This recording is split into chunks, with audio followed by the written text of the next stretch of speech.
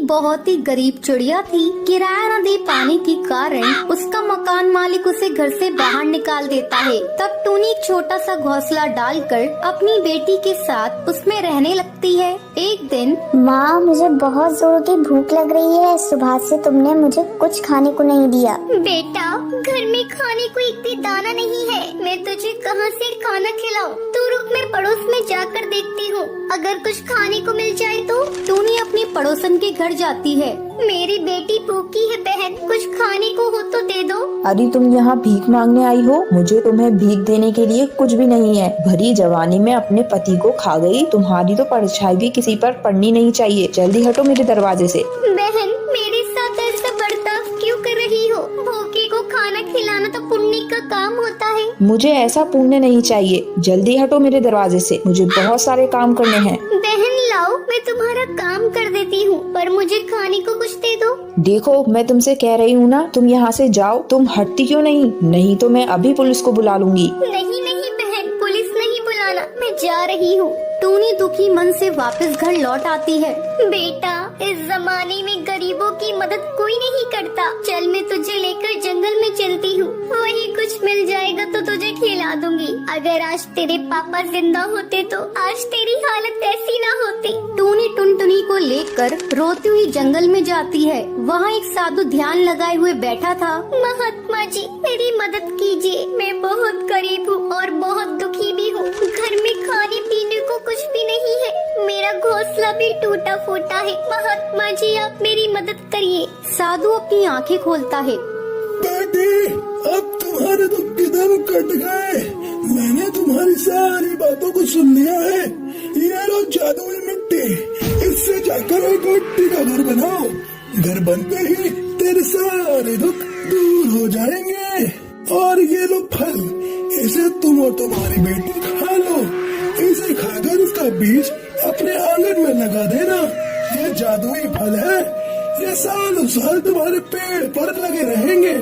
फिर उसे बेचकर तुम खुशी खुशी अपना गुजारा कर सकती हो। टूनी फल और मिट्टी लेकर अपनी बेटी के साथ अपने टूटे फूटे घोंसले के पास आती है और वहीं साधु की दी हुई मिट्टी से घर बनाती है। मम्मी, ये घर कितना सुंदर है। हाँ बेटा, अब हम लोग इसी घर में रहेंगे। फिर दोनों फल खाती हैं और उसका बीज नीचे आंगन में लगा देती है। अगले दिन जब टूनी सोकर उठती है तो वो देखती है, अरे, मैंने जो कल बीज लगाया था उससे विशाल पेड़ उग गया है और इस पर बहुत सारे फल भी लग चुके हैं। मैं अभी इन फलों को तोड़कर जंगल जाकर बेचूंगी। टूनी फलों को तोड़कर जंगल में बेचने लगती है। अब टूनी के पास पैसों की कोई कमी नहीं थी। शिमला के जंगल में टुनटुनी चिड़िया कालू कौआ पानी पूरी का ठेला लगाते थे। एक दिन सुबह सुबह कालू कौआ टुनटुनी को आवाज देने लगता है। अरे ओ टुनटुनी, जल्दी करो भाई, सारे पक्षी अपने अपने ठेले लगा चुके होंगे। अगर हम देर से पहुँचे तो हमारी पानी पूरी कोई भी नहीं खाएगा। अरे क्या हुआ जी, इतना शोर क्यों मचा रहे हो? अरे भाई जल्दी चलो टुनटुनी, वरना सारे ग्राहक दूसरे ठेले से पानी पूरी खा लेंगे और हमारी बिक्री कम हो जाएगी। अरे शुभ शुभ बोलो कालू जी, धंधे का समय है। देखना हमारी बोहनी बहुत अच्छी होगी।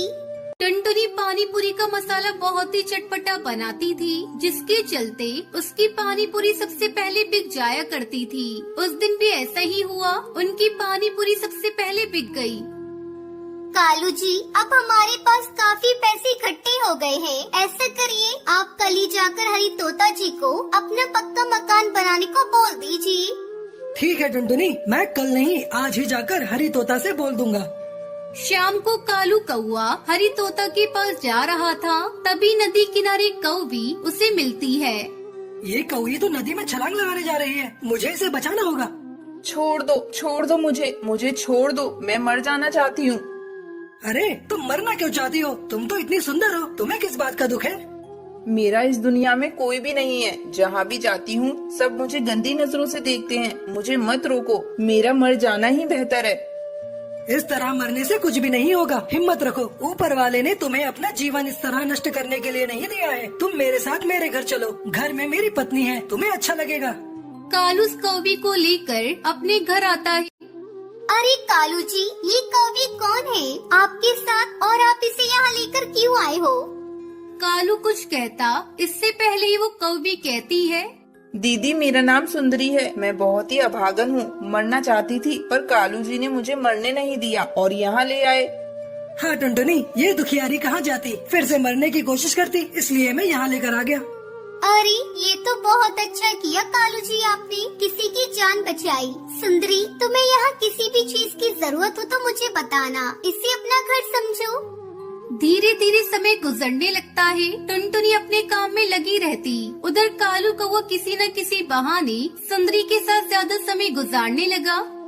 क्यों जी, आज आपको पानी पूरी बेचने मेरे साथ नहीं जाना? अभी तक सोए पड़े हो, देख रही हूँ। जब से ये सुंदरी आई है तुम्हारे रंग ढंगी बदल गए हैं, काम में तो तुम्हारा ध्यान बिल्कुल भी नहीं लग रहा है। मैंने तुम्हें पक्का घर बनाने के लिए पैसे दिए थे, लाओ मुझे मेरे पैसे वापस करो। कैसे पैसे? खत्म हो गए वो पैसे। क्या खत्म हो गए पैसे? ऐसे कैसे? वो सुंदरी ने मुझसे अपना कुछ जरूरत का सामान मंगवाया था तो उसके खर्च में चले गए। क्या? अच्छा, तभी मैं कहूँ ये सुंदरी इतनी बन ठन कर आजकल क्यों रहती है? सारे पैसे इसी कलमुही पे उड़ाया होगा आपने। आज मैं इस कलमुही को नहीं छोड़ूंगी। खबरदार टुनटुनी, जो तुमने सुंदरी को कुछ कहा तो उससे मैंने शादी कर ली है, अब वो इसी घर में रहेगी। क्यों रे कलमुही, तुझे मेरा घर उजाड़ते शर्म भी नहीं आई? मैंने तो तुझे अपनी छोटी बहन माना था, पर तू तो मेरी सौतन बन गई, सौतन। शर्म तो तुम्हें आनी चाहिए टुनटुनी। कालू जी को बच्चों से बहुत प्यार है। शादी के इतने सालों बाद भी तुमने बाप बनने का सुख नहीं दिया। मुझे देखो, मैं कालू जी के बच्चे की माँ बनने वाली हूँ। अब तुम निकल जाओ इस घर से। अब इस घर पर और कालू जी पर तुम्हारा कोई अधिकार नहीं है। ये सब सुनकर टुनटुनी सुन रह जाती है और रोती बिलखती वहाँ से चली जाती है। टुनटुनी जंगल के रास्ते जा रही होती है कि तभी उसके बचपन का दोस्त बंटी कबूतर टुनटुनी चिड़िया को देख लेता है और उससे आवाज लगाता है, अरे टुनटुनी, ओ टुनटुनी, ऐसे रोती हुई कहाँ जा रही है? बंटी तुम?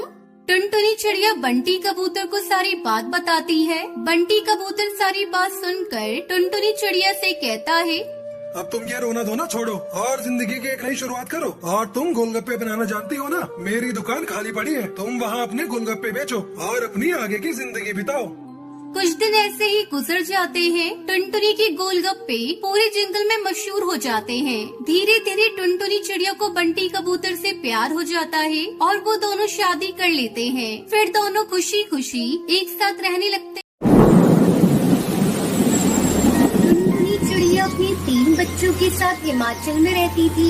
उसकी एक छोटी सी जमीन थी जिस पर वो सब्जियों की खेती किया करती थी। इस बार सभी पक्षी अपनी अपनी फसल देखकर बहुत खुश हो रहे थे। वो भी अपनी फसल देखकर बहुत खुश थी, लेकिन उसकी खुशियों पर पानी फिर गया। अचानक रात में बहुत तेज बारिश होने लगती है। हे भगवान, बिन मौसम इतनी तेज बारिश हो रही है। अगर ये बारिश जल्दी नहीं रुकी तो खेत में पानी भर जाएगा और सारी सब्जियां सड़ जाएंगी। हमने क्या क्या सपने देख रखे थे। ऐसा लगता है कि अब एक भी सपना पूरा नहीं हो पाएगा। ऊपर वाले ने पता नहीं हमारे बच्चों की किस्मत में क्या लिखा है टुनटुनी। दोनों पति पत्नी रात भर अपने बच्चों के साथ बैठकर बारिश के रुकने का इंतजार कर रहे थे, लेकिन बारिश नहीं रुकी। अगले दिन जब टुनटुनी का पति कालू कौवा अपने खेत में जाकर देखता है तो सारी सब्जियां पानी में बह चुकी थी। कालू कौवा उदास मन से अपने घर आता है। टुनटुनी, हम लुट गए, बर्बाद हो गए। अपने खेत में पानी भर चुका है, सारी फसल बर्बाद हो गई। अब हम क्या खाएंगे और बच्चों को क्या खिलाएंगे? मेरी तो कुछ भी समझ में नहीं आ रहा है। तीनों बच्चे भूख से तड़प रहे हैं। सुनो जी, बच्चों ने कल रात से कुछ भी नहीं खाया है, उनके लिए भोजन का इंतजाम करना होगा। मैं क्या करूं टुनटुनी, बारिश इतनी तेज है कि मैं बाहर भी नहीं जा सकता। थोड़ा बच्चों को पानी पिलाकर उन्हें चुप कराओ और बारिश को कम होने दो, फिर मैं भोजन का इंतजाम करता हूँ। थोड़ी देर बाद बारिश रुक जाती है। तब कालू को भोजन की तलाश में अपने घर से बाहर निकलता है। तुम बच्चों को संभालो, चारों तरफ पानी भरा है, बच्चों को बाहर निकलने मत देना। मैं अभी भोजन लेकर आता हूँ। काफी देर तक कालू कौवा भोजन की तलाश में भटकता रहता है। तभी उसे एक पेड़ के नीचे भोले बाबा मिलते हैं जो अपनी तपस्या में बैठे होते हैं। वहीं एक काला नाग उन्हें काटने आ रहा था। कालू को अपनी जान की फिक्र न करते हुए उस सांप से बाबा को बचा लेता है।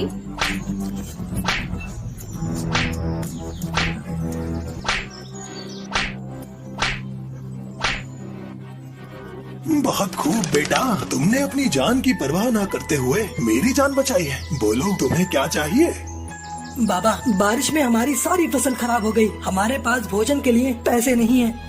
तथास्तु पुत्र, ये लो जादुई नोट। इस नोट को अपने खेत पर जाकर जमीन में दबा देना, तुम्हारी सारी मनोकामना पूरी हो जाएंगी।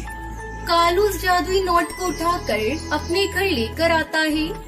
पापा आ गई, पापा आ गई। पापा, हम लोगों के लिए क्या लेकर आए हो? बहुत जोरों से भूख लगी है, जल्दी से मुझे खाने को दो। टुनटुनी, बहुत तलाश करने के बाद भी मुझे कुछ खाने को नहीं मिला। हम बच्चों को क्या खिलाएंगे? ना पैसे हैं, ना अन्न का एक दाना।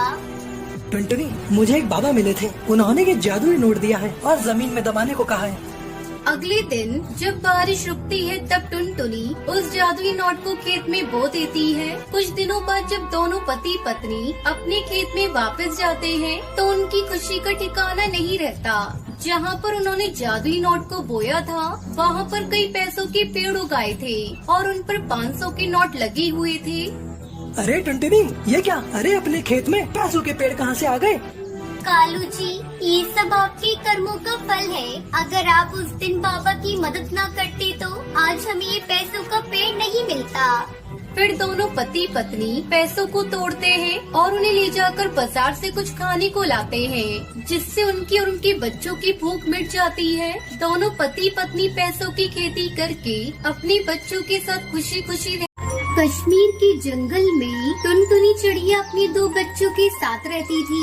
कई महीने पहले उसके पति कालू कौवे की मौत एक बीमारी के कारण हो चुकी थी। कालू कौवा गुब्बारे बेचा करता था। जंगल में बारिश का मौसम शुरू हो चुका था। हे भगवान, 2 दिनों से मूसलाधार बारिश हो रही है जंगल में। घर का सारा राशन भी खत्म हो गया। मेरे बच्चे भूखे हैं। अगर आज भी अपने बच्चों को भोजन नहीं दे पाई तो मेरे बच्चे भूख से तड़प तड़प कर मर जाएंगे। चाहे कुछ भी हो जाए, मुझे कहीं न कहीं से भोजन का जुगाड़ तो करना ही होगा। टुनटुनी हरिया तोता के घर भोजन मांगने के लिए जाती है। हरिया भैया और हरिया भैया, दरवाजा खोलो, मेरे बच्चे भूखे हैं। बारिश में भोजन लाने भी नहीं जा पाई। थोड़ा बहुत मेरे बच्चों के लिए दे दीजिए। मैं तुम्हें भोजन कहाँ से दूं? टुनटुनी, मैं भी तो बारिश की वजह से ही 2 दिनों से घर पर बैठा हूँ। घर में पड़े पड़े मेरे सारे मिट्टी के बर्तन खराब हो रहे हैं। अगर तुम्हें भोजन चाहिए तो मेरे इन बर्तनों को बेच दो और फिर मैं जो पैसे दूंगा और उससे तुम अपने बच्चों के लिए भोजन खरीद लेना। लेकिन हरिया भैया, चारों तरफ पानी भरा हुआ है। मैं बर्तनों को बेचने कैसे जाऊंगी? तुम अपने घर जाओ। अगर तुम मिट्टी के बर्तन बेचने नहीं जाओगी तो वैसे भी तुम्हारे बच्चे भूख से तड़प तड़प कर मर जाएंगे। मेरी मानो तो बारिश की चिंता मत करो, अपने बच्चों की चिंता करो और इन मिट्टी के बर्तनों को बेचने चली जाओ। बारिश का मौसम है, मिट्टी के बर्तन हाथों हाथ बिक जाएंगे। ठीक है हरिया भैया, आप कहते हैं तो मैं बर्तन बेचने चली जाती हूँ। टुनटुनी मिट्टी के बर्तन लेकर बारिश में बेचने के लिए निकल जाती है। मिट्टी के बर्तन ले लो, मिट्टी के बर्तन, सस्ते अच्छे बर्तन ले लो, मिट्टी के बर्तन ले लो। टुनटुनी की आवाज सुनकर सुंदरी कौवी अपनी खिड़की से टुनटुनी को आवाज लगाती है। अरे वाह, इस बारिश में तो मिट्टी के बर्तनों में खाना खाने में मजा आ जाएगा। अरे बर्तन वाली, इधर तो लेकर आइए बर्तन, पक्के तो है ना? हाँ हाँ बहन जी, ये मिट्टी के बर्तन बहुत ही मजबूत है। देख लो खुद ही, बारिश में भी कैसे टिके हैं। आप एक बार खरीद कर तो देखिए। इस बारिश में मिट्टी के बर्तनों में खाना खाने से सेहत बनी रहती है। शाम तक टुनटुनी चिड़िया सारे बर्तन बेच देती है और सारे पैसे ले जाकर हरिया तोता को दे देती है।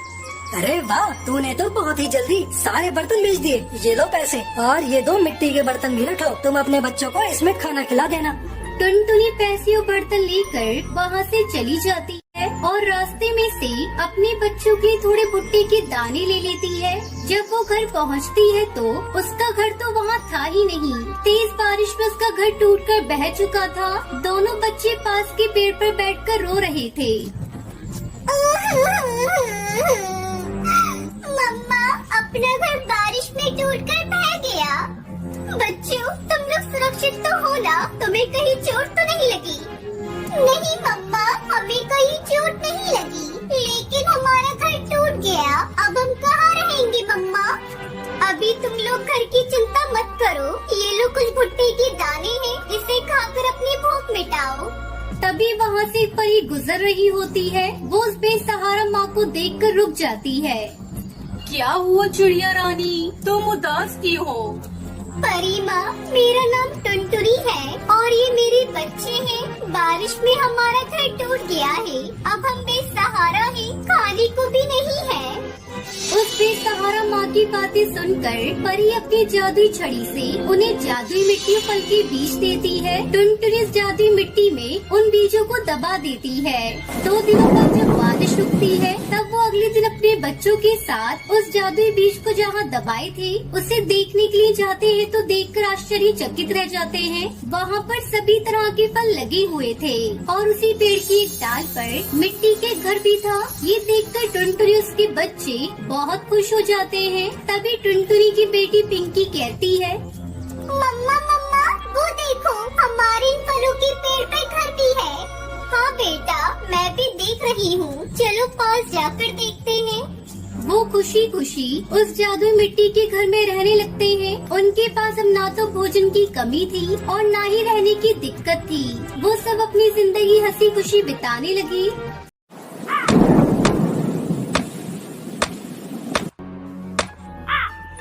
मथुरा के जंगल में टुनटुनी चिड़िया अपने पति बंटी कबूतर के साथ रहती थी। बंटी एक किसान था। वो अपने खेत में धान की खेती किया करता था। एक दिन वो घर आकर टुनटुनी से कहता है, अरे भाग्यवान, ये लो धान के बिक्री के पैसे, इन्हें जरा ध्यान से खर्च करना। पूरा साल इन्हीं पैसों से घर खर्च चलाना है। अजी सुनते हो जी, आप इतनी मेहनत करते हैं फिर भी गरीबी हमारा पीछा ही नहीं छोड़ती। कल कालू कौवे की पत्नी आई थी। वो कह रही थी कि कालू ने धान की फसल काटने के बाद अपने खेत में मटर की फसल लगाई है। वैसे अपना भी खेत अब तो खाली ही पड़ा है। तुम अपने खेत में किसी सब्जी की खेती क्यों नहीं करते? ऐसा करो, तुम अपने खेत में बैंगन की फसल लगा दो। बरसात का मौसम है, इस मौसम में बैंगन की अच्छी डिमांड रहती है। अगर घर में 2 पैसे ज्यादा आएंगे तो हम भी अपने बच्चों को अच्छे स्कूल में पढ़ा सकेंगे। तू ठीक कह रही है टुनटुनी, हमें अपने बच्चों के लिए कुछ ना कुछ तो करना ही होगा। मैं आज ही जाकर बाजार से बैगन के छोटे छोटे पौधे खरीद कर लाता हूँ और उन्हें अपने खेत में लगा देता हूँ, जिससे फसल जल्दी तैयार हो जाएगी। बंटी कबूतर बाजार से बैंगन के पौधे खरीद कर लाता है। टुनटुनी, मैं पौधे खरीद कर ले आया। ये बहुत ही अच्छे किस्म के बैगन के पौधे हैं। चलो हम दोनों मिलकर इन्हें खेतों में बो देते हैं। टुनटुनी अपने पति के साथ मिलकर खेत में बैंगन के पौधे लगा देती है और फसल तैयार होने का इंतजार करने लगती है। एक दिन टुनटुनी अपने पति से कहती है, सुनते हो जी, पौधों को लगाए हुए 15 दिन हो गए हैं। जाकर उन्हें खाद पानी दे दो। मुझे किसी काम से बाहर जाना है। ऐसा करो, तुम ही खेत पर जाकर खाद पानी डाल देना। टुनटुनी अपने खेत पर जाती है। अरे ये क्या? यहाँ तो बहुत सारे छोटे छोटे घास फूस उग आए हैं। इससे तो हमारी बैंगन की फसल खराब हो जाएगी। पास वाले खेत में रसीली तोती काम कर रही थी। जब वो टुनटुनी को देखती है तो उसके पास आती है। अरे टुनटुनी, तुम्हारे खेत में तो बैगन के पौधे बहुत अच्छे से उगे हैं, लेकिन इन पौधों के आसपास बहुत सारे घास फूस उगाए हैं। इन्हें तू साफ कर दे, तब तेरी फसल और अच्छी होगी। हाँ रसीली बहन, पहले मैं इन्हें साफ कर देती हूँ, फिर खाद पानी डालूंगी, वरना सारी मेहनत बर्बाद हो जाएगी। टुनटुनी सारे घास फूस को साफ करके खाद और पानी डालती है। इस तरह कुछ दिन बीत जाते हैं और बैंगन की फसल तैयार हो जाती है। बंटी कबूतर बैंगन की फसल देखकर बहुत खुश था। टुनटुनी, अपने खेत में ये बैगन की फसल कितनी सुंदर दिखाई दे रही है। मैं जल्दी इन्हें तोड़कर बाजार में बेच दूंगा। 2 दिन बाद वो अपने खेत में बैंगन की फसल को तोड़ने के लिए पहुंचते हैं और सारी फसल को तोड़कर बाजार में बेच देते हैं, जिससे उन्हें अच्छी आमदनी होती है। ये देखकर कालू कौआ उसकी पत्नी टुनटुनी से जलने लगते हैं। देख रहे हो कालू, ये बंटी अपने खेत में बैगन की फसल लगाकर अच्छे पैसे कमा रहा है। तुम भी अपने खेत में बैगन की फसल लगा दो और थोड़ा ज्यादा खाद डाल देना ताकि फसल जल्दी तैयार हो जाए। कालू कौआ ऐसा ही करता है। वो अपने खेत में जल्दी फसल तैयार करने के लिए बहुत सारा खाद डाल देता है, जिससे उसके सारे बैंगन के पौधे खराब हो जाते हैं। साथ में उसका खेत भी बंजर हो जाता है। इधर बंटी और टुनटुनी खुशी खुशी बैंगन की खेती करके अपनी जिंदगी बिताने लगते हैं।